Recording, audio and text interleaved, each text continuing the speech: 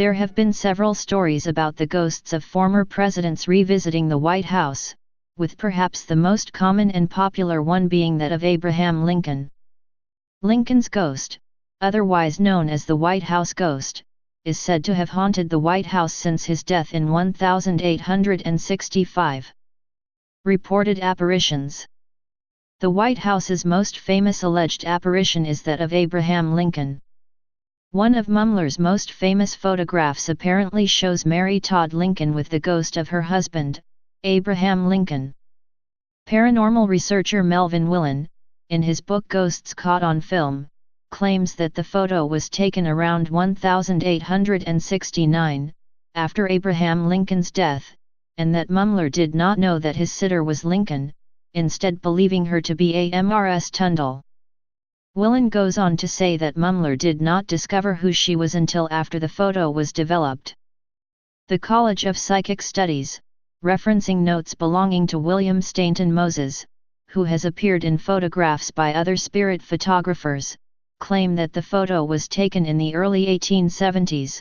Lincoln had assumed the name of Mrs. Lindahl and that Lincoln had to be encouraged by Mumler's wife, a medium, to identify her husband on the photo. Though the image has been dismissed as being accidental double exposure, it has been widely circulated. Eleanor Roosevelt never admitted to having seen Lincoln's ghost, but did say that she felt his presence repeatedly throughout the White House.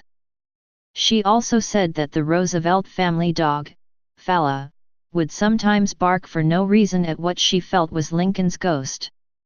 President Dwight Eisenhower's press secretary, James Haggerty, and Liz Carpenter, press secretary to First Lady Lady Bird Johnson, both said they felt Lincoln's presence many times. The former president's footsteps are also said to be heard in the hall outside the Lincoln bedroom. Lillian Rogers Parks admitted in her 1961 autobiography My 30 Years Backstairs at the White House that she had heard them. Margaret Truman, daughter of President Harry S. Truman, said she heard a specter rapping at the door of the Lincoln bedroom when she stayed there, and believed it was Lincoln.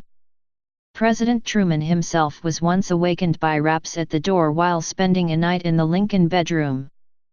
Several unnamed eyewitnesses have claimed to have seen the shade of Abraham Lincoln actually lying down on the bed in the Lincoln bedroom, which was used as a meeting room at the time of his administration, and while others have seen Lincoln sit on the edge of the bed and put his boots on. The most famous eyewitness to the latter was Mary Eben, Eleanor Roosevelt's secretary, who saw Lincoln pulling on his boots, after which she ran screaming from the room. Others have actually seen an apparition of the former president. The first person reported to have actually seen Lincoln's spirit was First Lady Grace Coolidge, who said she saw the ghost of Lincoln standing at a window in the Yellow Oval Room staring out at the Potomac. Theodore Roosevelt and Maureen Reagan and her husband have all claimed to have seen a spectral Lincoln in the White House. A number of staff members of the Franklin D. Roosevelt administration claimed to have seen Lincoln's spirit, and on one occasion Roosevelt's personal valet ran screaming from the White House claiming he had seen Lincoln's ghost. Perhaps the most famous incident was in 1942 when Wilhelmina of the Netherlands heard footsteps outside her White House bedroom and answered a knock on the door, only to see Lincoln in frock coat and top hat standing in front of her. She promptly fainted. British Prime Minister Winston Churchill loved to retire late, take a long, hot bath while drinking a scotch, and smoke a cigar and relax. On this occasion, he climbed out of the bath and naked, but for his cigar, walked into the adjoining bedroom. He was startled to see Lincoln standing by the fireplace in the room, leaning on the mantel.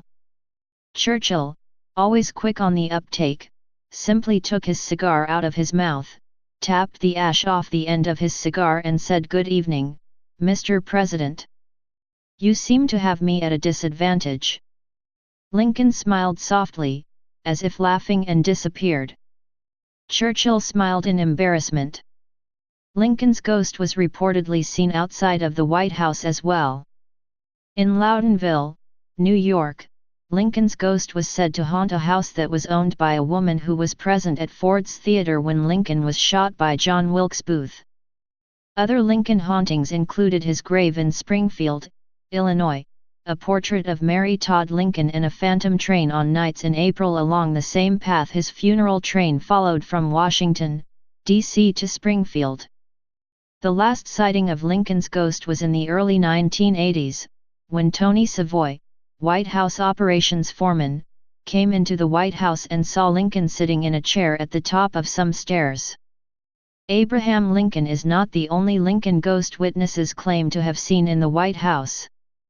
Willie Lincoln, Abraham Lincoln's 11-year-old son, died in the White House of typhoid on February 20, 1862.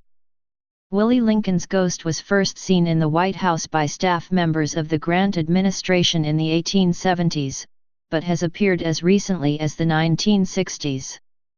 President Lyndon B. Johnson's college-age daughter, Linda Bird Johnson Robb, saw the ghost and claims to have talked to him. Please subscribe and thanks for watching.